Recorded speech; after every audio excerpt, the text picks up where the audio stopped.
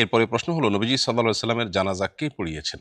কিভাবে তার জানাজা সম্পন্ন হয়েছিল এবং তৎকালীন সময়ের সবার জন্য নবীজির জানাজা অংশগ্রহণের অনুমতি ছিল কিনা জানতে চাই। আ শেষের টুকরোর উত্তর আগে দিচ্ছি। সেটা হলো যে নবী করিম সাল্লাল্লাহু আলাইহি সাল্লামের জানাজায় সবার শরিক হওয়ার সুযোগ ছিল। আ এমন কোনো বিধিনিষেধ ছিল না যে তার জানাজা অমুক শ্রেণীর মানুষরা পড়তে পারবে না বা বিশেষ শ্রেণীর মানুষরা পড়বে, এরকম কোনো বিধিনিষেধ ছিল না যে কেউ তার জানাজা পড়তে পেরেছেন। তার জানাজা জামাতে সাধারণত অন্য ১০টি জানাজার মতো পড়া হয়নি, বরং তার জানাজা পড়া হয়েছে ব্যক্তিগতভাবে, অর্থাৎ লাশ রাখা ছিল। প্রত্যেকে গিয়ে যার মতো করে জানাজা পড়ে এসেছেন। আ দলবদ্ধভাবে বা জামাতের সাথে যে জানাজা হওয়ার কথা, সেটি নবী করিম সাল্লাল্লাহু আলাইহি ওয়াসাল্লামের ক্ষেত্রে হয়নি।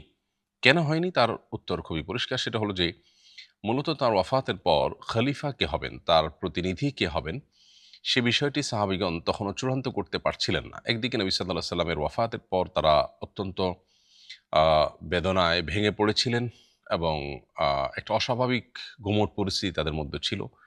এরপরে আবার সিদ্ধান্তহীনতার একটা ব্যাপার ছিল।